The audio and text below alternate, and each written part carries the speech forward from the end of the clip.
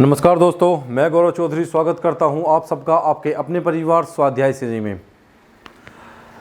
बच्चों, जितना हमने पढ़ लिया था, हमने लगभग आपका जातिवाचक संज्ञा तक हमने कंप्लीट कर लिया था। आज हमारा जो टॉपिक होगा वो होगा भाववाचक संज्ञा। तो हम देखते हैं भाववाचक संज्ञा शुरू करते हैं।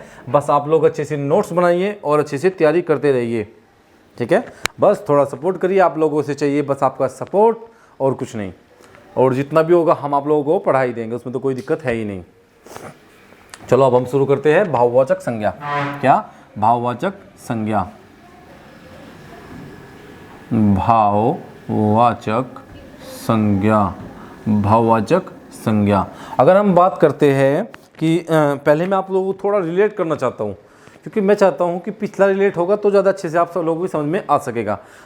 अगर आपकी बात करूँ मैं संज्ञा की, तो संज्ञा क्या होता है? संज्ञा बताइए। किसी व्यक्ति, स्थान या किसी व्यक्ति, स्थान, प्राणी आदि के नाम को संज्ञा कहते हैं। और संज्ञा के कितने प्रकार है? 5। अगर बात करूं मैं कामता प्रसाद गुरु जी के अनुसार संज्ञा के 3 प्रकार है, जिसमें मैं बता रहा हूं संज्ञा के 3 प्रकार है आपका व्यक्तिवाचक, जातिवाचक, भाववाचक। ये 3 कामता प्रसाद गुरु जी के अनुसार। और उसके आगे हम जो पढ़ते हैं प्रयोग के आधार पर, ठीक है। तो सुनिए, व्यक्तिवाचक, जातिवाचक, भाववाचक, समूहवाचक और द्रव्यवाचक। कितने हो गए? 5 प्रकार हो गए। तो संज्ञा कितने प्रकार हुए? 5। अगर बात करते हूँ मैं व्यक्तिवाचक की, तो व्यक्तिवाचक संज्ञा वह संज्ञा होती है उन शब्दों को, वे शब्द जो हमें किसी विशिष्ट की पहचान कराते हैं, क्या कहलाते हैं? व्यक्तिवाचक संज्ञा के अंतर्गत आते हैं। अगर बात करूँ जाति की, तो वे शब्द जो हमें संपूर्ण जाति का बोध कराते हैं, वे शब्द जो हमें संपूर्ण जाति का बोध कराते हैं, क्या कहलाते हैं? जातिवाचक संज्ञा के अंतर्गत आते हैं। अब बात करते हैं हम भाववाचक संज्ञा की। तो भाववाचक संज्ञा में वे शब्द जो किसी की विशेषता बताते हैं, किसी की विशेषता या हमें भावना से जोड़ देते हैं, वे शब्द जो हमें किसी की विशेषता बताए या किसी के या भाव की अनुभूति कराए, क्या भाववाचक संज्ञा के अंतर्गत रखे जाते हैं। अगर मैं बात करता हूँ, डेफिनेशन और अच्छे से समझ लीजिए। वे शब्द जो किसी व्यक्ति या वस्तु के गुण, धर्म, व्यापार, उसकी भावना की अनुभूति कराते हैं, क्या कहलाते हैं? भाववाचक संज्ञा कहलाते हैं। लिखिए, वे शब्द जो किसी व्यक्ति या वस्तु वे शब्द जो किसी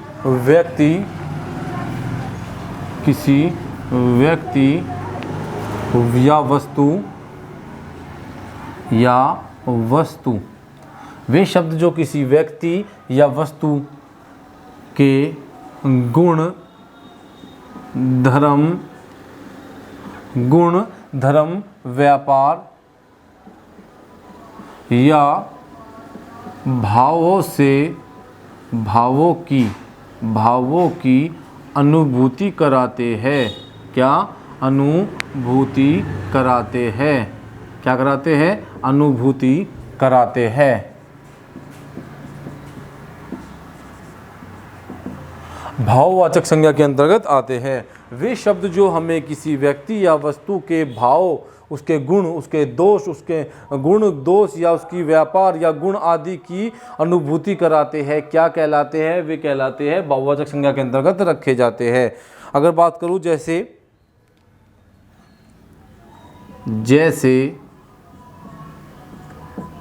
मित्रता, मित्र से क्या बनेगा? मित्र से बनेगा मित्रता। मित्र क्या है? मित्र है जातिवाचक संज्ञा। और मित्रता क्या है? भाववाचक संज्ञा। बच्चों, भाववाचक संज्ञा को पहचानने का एक छोटा सा आसान सा मेथड है। जो चीज़ हमारी भावना से जुड़े या जिन शब्दों से हम भावनाओं से जुड़ जाएंगे, उन्हें क्या कहेंगे? वे जाति भाववाचक संज्ञा के अंतर्गत। भाई, मित्र की मित्रता होती है, ठीक है। अगर हम बात करते हैं मित्रता, भाई मित्रता हमें कहीं ना कहीं हमारी भावना से जोड़ देती है। भाई, हमारे मित्रता, हमारे मन में मित्रता है हमारे मित्र के प्रति, तो क्या हुई? मित्रता। तो मित्रता क्या हुई? भाववाचक संधि हुई। अगर बात करूं शत्रुता, क्या हुआ? शत्रुता कैसी भावना है? भाई, शत्रु से बना शत्रुता, वह मेरा शत्रु है।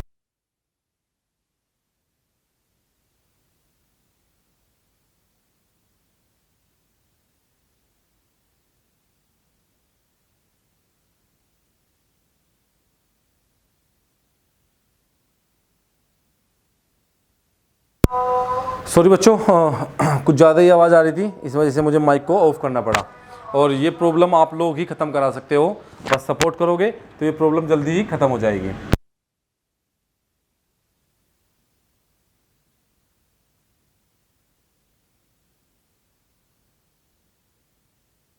मित्रता और शत्रुता कैसे शब्द है, ये कहीं ना कहीं हमारी भावना से जुड़े हुए हैं। अगर बात करते हैं सुंदरता, क्या सुंदरता, सुंदरता।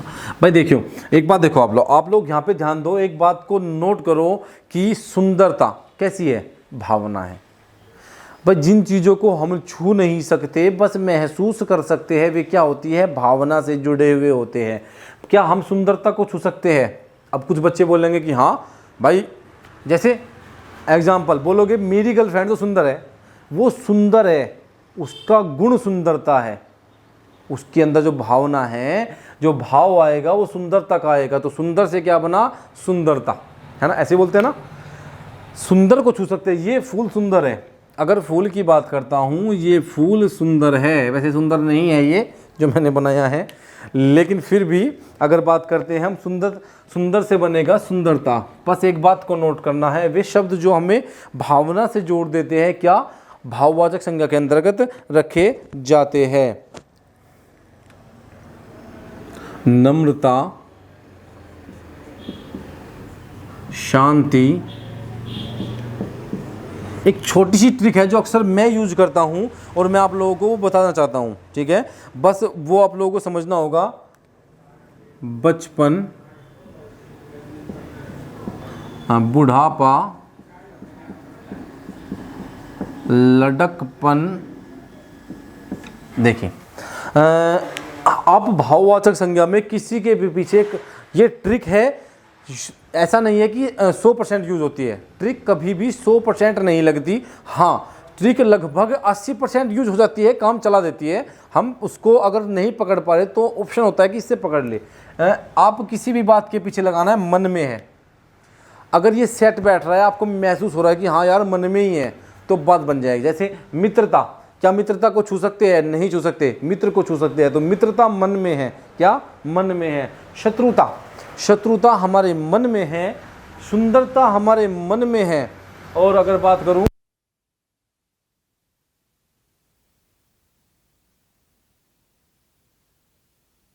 नम्रता, नम्रता हमारे मन में है, शांति भी मन में होती है, बचपन भी हमारे मन में होता है, हम बचपन को नहीं छू सकते। और अक्सर कहते हैं कि बुढ़ापा तो मन से आता है, कहते हैं ना कि बुढ़ापा तो मन से आता है ना। तो अगर मान लिया तो बुढ़ापा नहीं, तो अभी तो मज़े आ रहे हैं। तो बुढ़ापा और लड़कपन, लड़के से क्या बना, लड़का से बना लड़कपन, ठीक है ना। लड़कपन, लड़के के अंदर का जो भावना है, जो, ठीक है, तो उसे क्या है, लड़कपन बना। तो अगर आपको नोट करनी है कि भाववाचक संज्ञा जातिवाचक शब्द हो या फिर जातिवाचक हो, सर्वनाम हो, विशेषण हो या क्रिया हो, इन सभी शब्दों से भाववाचक संज्ञा बनाई जा सकती है। अगर बात करते हैं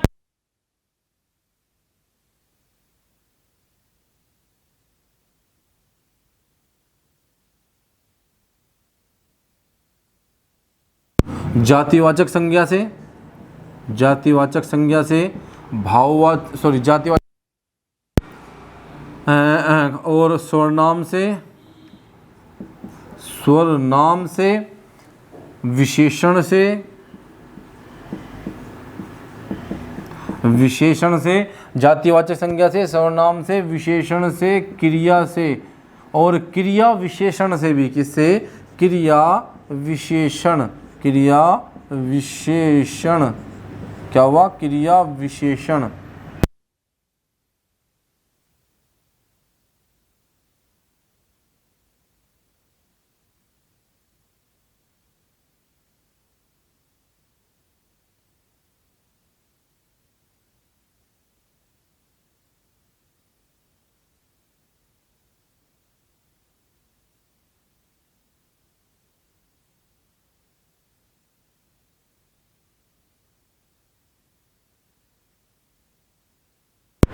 जातिवाचक शब्दों, जो जातिवाचक संज्ञा है, जो शब्द जातिवाचक संज्ञा के होते हैं उनसे, सर्वनाम शब्दों से, विशेषण से, क्रिया से या क्रिया विशेषण शब्दों से हम भाववाचक शब्दों को बना सकते हैं। जैसे मैं एग्जाम्पल आप लोगों को बता रहा हूँ, जैसे लड़का। लड़का क्या है? लड़का एक जातिवाचक शब्द है। कैसा? जातिवाचक शब्द है। तो लड़का से क्या बनेगा? लड़कपन। अगर बात करूँ बुढ़ापा, तो बूढ़ा से क्या बनेगा? बूढ़ा क्या है? बूढ़ा एक जाति है, तो बूढ़ा से बना बुढ़ापा। ठीक है, बूढ़ा से क्या बना? इससे बना बुढ़ापा। अगर बात करूं मैं विशेषण की, तो मीठा। मीठा क्या है? मीठा उसका गुण है। कोई मिठाई है, उसका गुण क्या है? कि वो मीठी है। तो मीठा से बना, मिठाई का गुण क्या है? मीठा होना। और गुण क्या होता है? गुण होता है विशेषण। गुण क्या होता है? गुण होता है विशेषण। लेकिन मीठा से बना क्या? मिठास। मिठास कहाँ है? मन में है। क्या? मिठास हमारे मन में है। तो मीठा से बना, मीठा क्या है? विशेषण। और मीठा से क्या बना? मिठास बना। मिठास क्या है? आपकी भाववाचक संज्ञा है। अगर बात करूँ गरम से, तो गरम। गरम क्या है? मान लो गरम चाय। गरम, गरम क्या है? गरम उसका गुण है, गुण। भाई चाय गरम है, तो चाय की विशेषता क्या है? चाय गरम है, तो चाय की विशेषता है कि चाय गरम है, अर्थात उसका विशेषण, उसका गुण क्या है? गरम होना। लेकिन गरम से क्या बना? गर्मी। गर्मी क्या है? मन में है। ठीक है, तो बस एक छोटी सी ट्रिक है। अगर आप मन में लगाओगे और आपको लगेगा कि हाँ, मन में लगने के बाद अगर मैं बोलूँ गरम मन में है, नहीं यार, गरम मन में कैसे हो सकता है? लेकिन गर्मी मन में है, हो सकती है, क्योंकि गर्मी जो है उसे हम महसूस कर सकते हैं, छू नहीं सकते, है ना। जैसे हमने बुढ़ापा, बूढ़ा को छू लिया, बूढ़ा है कोई बूढ़ा, तो उसको छू सकते हैं हम हाथ से, ऐसे हाथ लगा दिया, लेकिन बुढ़ापे को हम नहीं छू सकते। ठीक है, तो मैंने आपको बताया कि जातिवाचक से बना बुढ़ापा, बूढ़ा से बना बुढ़ापा, सर्वनाम में, विशेषण में बताया मैंने आपको मीठा। मीठा से बना क्या? मिठास। ठीक है, मिठास क्या है? भाववाचक संज्ञा है। अगर बात करते हैं हम और कुछ देख लेते हैं। अगर बात करते हैं हम क्रिया से, जैसे लड़ना से बना, लड़ना से बना लड़ाई। लड़ना क्या है भाई? लड़ना है क्रिया। लड़ना, काम को करने वाले शब्द क्या कहलाते हैं? क्रिया वे शब्द जो हमें क्रिया, काम का होना या ना होना बताए, उन्हें क्या कहते हैं? क्रिया कहते हैं। तो लड़ना कैसा शब्द है? लड़ना है क्रिया, और लड़ना से बना लड़ाई। वही लड़ना मन में है? नहीं, मन से थोड़ा लड़ते हैं, लड़ते हम सामने सकते हैं जाके, लेकिन लड़ाई मन में है। ठीक है ना, लड़ाई हो रही है, हम लड़ाई को छू नहीं सकते। लड़ने वाले को छू सकते हैं हम, जो लड़ रहा है उसे छू सकते, लेकिन लड़ाई को नहीं छू सकते, लड़ाई मन में है। तो एक ट्रिक है ये, बस, और कुछ नहीं है भाववाचक संज्ञा को पहचानने की। जब भी आपको लगे कि कोई शब्द हमें भावनात्मक रूप से जोड़ रहा है, तो वो भाववाचक संज्ञा के अंतर्गत ही आएगा। ठीक है, तो आज ये भाववाचक संज्ञा मैंने आपको कंप्लीट करा दी, और मैंने कोशिश की है कि आपको अच्छे से कंप्लीट करा सकूं। अब सर्वनाम की ओर देख लीजिए आप। जैसे अपना। अपना क्या है? सर्वनाम। वे शब्द जो संज्ञा के स्थान पर प्रयोग किए जाते हैं क्या कहलाते हैं? सर्वनाम कहलाते हैं। वे शब्द जो संज्ञा के स्थान पर प्रयुक्त होते हैं उन्हें सर्वनाम कहते हैं। क्या कहते हैं? उन्हें सर्वनाम कहते हैं। और सर्वनाम के कितने भेद होते हैं? 6 भेद होते हैं। तो मैंने कहा अपना। अपना सर्वनाम है। अपना से क्या बना? अपनत्व। अगर बात करूं मैं निज। निज क्या है? सर्वनाम, और निज से बना निजत्व। निज क्या है? निज क्या है? सर्वनाम, और निजत्व क्या है? भावना। क्या? भाववाचक संज्ञा। अपना क्या है? सर्वनाम, और अपनत्व क्या है? भाववाचक संज्ञा। तो ये क्या हुए? ये हुए आपके भाववाचक संज्ञा। मैंने अच्छे से आपको समझाने की कोशिश की है कि वे सभी शब्द जो कहीं ना कहीं हमें हमारी भावना से जोड़ देते हैं, वे सभी कहलाते हैं भाववाचक संज्ञा। ठीक है, और अदर को आप बहुत अच्छे से पहचान ही लोगे, उसमें कोई दिक्कत है ही नहीं भाई। जातिवाचक, आपका व्यक्तिवाचक, जातिवाचक, समूहवाचक, ठीक है, और आपका ये सब कुछ आप अच्छे से पहचान ही लोगे। ठीक है, अगर हम बात करते हैं समूहवाचक, मैंने आपको बताया था समूहवाचक संज्ञा वे संज्ञा होती है, समूहवाचक संज्ञा वे संज्ञा शब्द होते हैं जो हमें पूरे समूह का बोध कराते हैं। क्या? जो हमें समूह का बोध कराते हैं। जैसे अगर बात करूँ भीड़, लोगों का समूह, लोगों का समूह भीड़। गुच्छा, चाबी का गुच्छा, फूलों का गुलदस्ता, समूह। ठीक है, तो अब हम देखते हैं द्रव्यवाचक संज्ञा। क्या देखते हैं? द्रव्यवाचक संज्ञा। द्रव्यवाचक संज्ञा। द्रव्यवाचक संज्ञा क्या होती है? वे वस्तु जिन्हें गिना नहीं जा सकता, बस नापा तोला जा सकता है, क्या कहलाती है? द्रव्यवाचक संज्ञा के अंतर्गत आती है। वे वस्तु जिन्हें गिना नहीं जा सकता, बस नापा तोला जा सकता है, वे द्रव्यवाचक संज्ञा के अंतर्गत आती है। वे वस्तु जिन्हें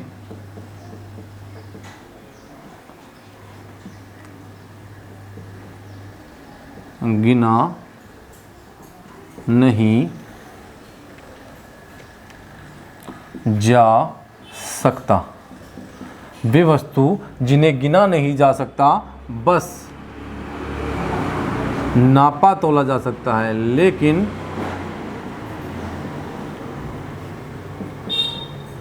नापा तोला जा सकता है। वे वस्तु जिन्हें हम गिन नहीं सकते, बस नाप तोल सकते हैं, भाववाचक संज्ञा के अंतर्गत आते हैं। वे वस्तु जिन्हें हम नाप तोल नहीं सकते, जिन्हें हम गिन नहीं सकते, बस नाप तोल सकते हैं, भाववाचक संज्ञा के अंतर्गत आते हैं। जिन्हें गिना नहीं जा सकता, लेकिन नापा तोला जा सकता है, भाववाचक संज्ञा के अंतर्गत आते हैं। जैसे अगर मैं आपको बोलता हूं पानी, क्या आप पानी को गिन सकते हैं? नहीं गिन सकते। क्या आप पानी को गिन सकते हैं? नहीं गिन सकते, बस नाप तोल सकते हैं। भाई ये पानी कितना है, मैंने एक बाल्टी में पानी रख दिया लाके, आप कैसे बताओगे कितना है? भाई आप बाल्टियों गिन सकते हो, एक बाल्टी पानी, 2 बाल्टी पानी, 3 बाल्टी पानी, लेकिन आप उसे गिन नहीं सकते, पानी को नहीं गिन सकते, आप बाल्टियों गिन रहे हो। लेकिन अगर बात करते हैं हम कि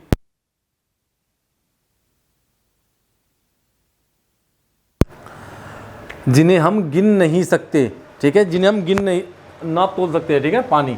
अब बात करते हैं हम दूध। भाई दूध को आप दूध लेने जाओगे, ये नहीं बोलोगे कि मुझे 2 दूध दे दो, मुझे 4 दूध दे दो, नहीं, आप बोलोगे 2 लीटर दूध, 3 लीटर दूध या 4 लीटर दूध, ठीक है। तो पानी, दूध, दही,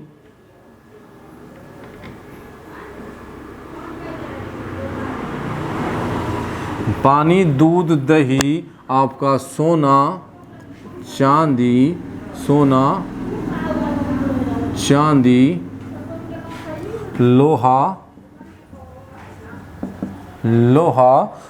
ठीक है, वे सभी धातु लगभग सब इसमें आती है। तो पानी, दूध, दही, सोना, चांदी, ये सब क्या होती है? ये इन सबको हम नाप तोल सकते हैं, लेकिन गिन नहीं सकते।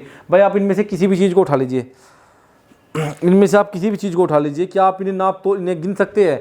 क्या मैं बोलूँ कि सोने को आप गिन सकते हैं? नहीं गिन सकते बच्चों, आप सोने को नहीं गिन सकते, या आप चांदी को नहीं गिन सकते, इन्हें गिना नहीं जा सकता, आप बस इन्हें तोल सकते हैं, इनको नापा तोला जा सकता है। भाई आप ये थोड़ा कह दोगे दुकान पे जाके कि मुझे 1 सोना दे दो या 2 सोना दे दो, आप बोलोगे कि मुझे 1 ग्राम सोना चाहिए या 2 ग्राम सोना चाहिए, है ना।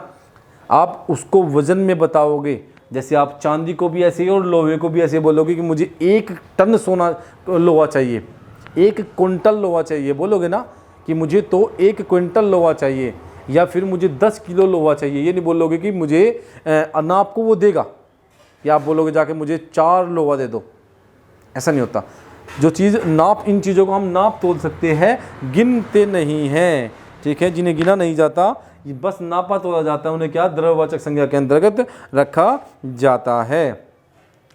तो आज आपका जो संज्ञा टॉपिक है वो पूरा कंप्लीट हो गया है। जैसे ही हमने द्रव्यवाचक संज्ञा को पढ़ा, मैंने आपको संज्ञा के कितने प्रकार बताए थे। नंबर 1 पर है आपका व्यक्तिवाचक, जातिवाचक, द्रव्यवाचक, समूहवाचक, और नंबर 5 पर क्या है? द्रव्यवाचक। तो नंबर 5 आपके 5 के 5 आपके संज्ञा के प्रकार कंप्लीट हो चुके हैं। हम पढ़ रहे थे किसको? विकारी शब्द, वे शब्द जो लिंग, वचन और कारक के अनुसार परिवर्तित हो जाते हैं उन्हें विकारी शब्द कहते हैं। इसके कुल कितने प्रकार बताए थे मैंने आपको? संज्ञा, नंबर 1 पर संज्ञा, नंबर 2 था आपका स्वर नाम, नंबर 3 पर है आपका क्रिया, और नंबर 4 पर है विशेषण। क्या? विशेषण। तो विकारी शब्द होते हैं संज्ञा, सर्वनाम, विशेषण और क्रिया। संज्ञा, सर्वनाम, विशेषण और क्रिया, हो गए 4 शब्द पूरे। तो अब हमने आज संज्ञा को हमने पूरा कंप्लीट कर लिया है। अब हम देखते हैं आपका किसे? कुछ नोट करने लायक बातें थी जो मुझे आपको नोट करानी है, इसे विशेष कर ध्यान रखिए। भाई आपसे एक वचन और बहुवचन शब्द पूछता है ना, आपसे पूछेगा कि पानी का बहुवचन क्या होगा, पानी का बहुवचन क्या होगा, या सोने का बहुवचन क्या होगा, सोने का बहुवचन क्या होगा। आपसे पूछा जाएगा कि दूध का बहुवचन क्या होगा, या आपसे पूछा जाएगा मित्रता का बहुवचन क्या होगा, या बुढ़ापे का बहुवचन क्या होगा। ठीक है, कोई बात नोट किया आप लोगों ने? नोट करिए, नोट करने लायक ही है ये बातें। मैंने आपको बताया है पानी, सोना, दूध क्या है, ये तीनों क्या है, ये तीनों हैं। और ये भी, सॉरी दूध इसमें से हटा दीजिए, ये यहाँ ये अलग हो जाएगा, ये हो जाएगा पानी, सोना, दूध। ये क्या हो गया? ये आपके भाव द्रव्यवाचक संज्ञा है। क्या है? द्रव्यवाचक संज्ञा। नोट करिए बच्चों, इसको नोट बना के, स्पेशल नोट बना के लिखिए। और हाँ, स्टार भी लगा लीजिए, एक और स्टार लगा लीजिए। इतनी इंपॉर्टेंट बात है ये, क्योंकि फिर इसमें दिक्कत होगी। अगर बात करते हैं मित्रता की, मित्रता और बुढ़ापा क्या है? ये भाववाचक संज्ञा है। क्या? भाववाचक संज्ञा है। जब भी आपसे पूछा जाएगा कि आप बना सकते हो पानी का बहुवचन या बुढ़ापे का बहुवचन, नहीं बना सकते। नोट करिए। अब नोट करने लायक बात है ये, इस बात को मैंने आपको बहुत अच्छे से समझाया है। और आपसे अक्सर पेपर में ये बात पूछी जाती है कि एक वचन और बहुवचन, कुछ जिनके बन जाते हैं उनके आप बना लोगे, लेकिन जिनके नहीं बनते अक्सर उसमें ही हम लोग बिचल जाते हैं। क्योंकि हमसे पूछ लिया जाएगा कि मित्रता का बहुवचन बताइए, तो क्या आप बताओगे? कोई लगा देगा मित्र, तो मित्रा, मित्राए, मित्रे, है ना, ऐसे लगाएगा ना कि मित्रे, मित्रता का मित्रे लगा दो, नहीं। नोट करिए, इसलिए मैंने ये बात आपको बताई है। नंबर 1 पर लिखिए,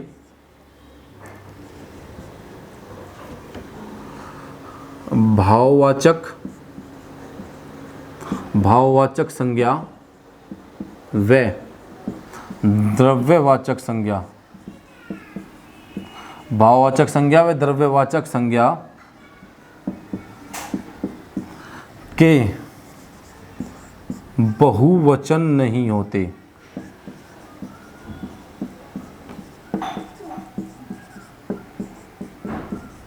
भाववाचक संज्ञा व द्रव्यवाचक संज्ञा शब्दों के लिख लो, फिर नहीं तो आप बोलोगे सर ने और अच्छे से लिखा सकते थे।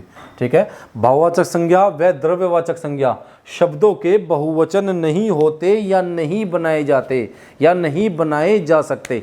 ठीक है, भाववाचक संज्ञा व द्रव्यवाचक संज्ञा के बहुवचन नहीं बनाए जा सकते। जैसे मैंने आपको बताया था कि पानी, दूध, दही, सोना, इनके बहुवचन आप नहीं बना सकते। अगर आपसे पेपर में पूछता है कि पानी का बहुवचन क्या होगा, तो पानी का बहुवचन पानी ही होगा।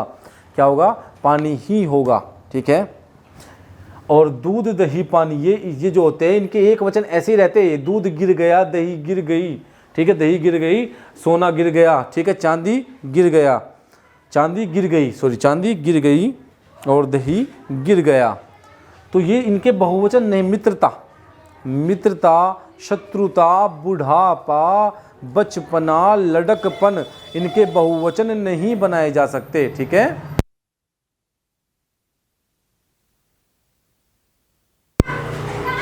ठीक है, समझ में आई ये बात कि कभी भी बहुवचन शब्द, भाववाचक संज्ञा और द्रव्यवाचक संज्ञा के बहुवचन नहीं बनाए जाते। ये एक वचन में ही रहते हैं, ये एक वचन में ही रहते हैं, इनके बहुवचन नहीं बनाए जाते। ठीक है, अगर आपसे पूछे कि पानी का बहुवचन क्या होगा, तो पानी का कोई बहुवचन नहीं है। पानी का वैसे बहुवचन और एक वचन को हम पहचान लेते हैं आसानी से, लेकिन जब ये पूछे जाते तो हम थोड़ा बिचल जाते हैं। ठीक है, तो हमें देखना है कि इन बहुवचन, द्रव्यवाचक संज्ञा और भाववाचक संज्ञा के बहुवचन नहीं होते। ठीक है, इन दोनों के बहुवचन नहीं होते, ये एक वचन में ही रहते हैं सदा। अब हम बात करते हैं, हमारा टॉपिक आज संज्ञा और सर्वनाम कंप्लीट हो चुका है। सॉरी, संज्ञा हमारा टॉपिक कंप्लीट हो चुका है और हमने इसे कल भी पढ़ा था, लेकिन बहुत सारी आवाज़ आने के कारण मुझे दोबारा से ये क्लास पढ़ानी पड़ी। ये मेरा कर्तव्य था और मैं अपने कर्तव्य से नहीं पीछे हट सकता। अब आप लोगों का कर्तव्य जो है, आप लोग उसे पूरा करिए। बस आप लोग अच्छे से नोट्स बनाइए और थोड़ा सपोर्ट कर दीजिए। अब हम देखते हैं स्वरनाम।